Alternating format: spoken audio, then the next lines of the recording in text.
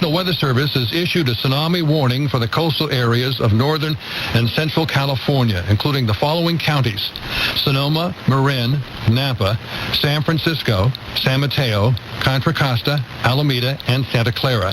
This is a result of an 8.9 earthquake near Honshu, Japan, that struck at 2:46 local time in the afternoon in Japan. If a tsunami wave is generated, it is expected to arrive in San Francisco at the mouth of San Francisco Bay at 8:08 a.m. this morning.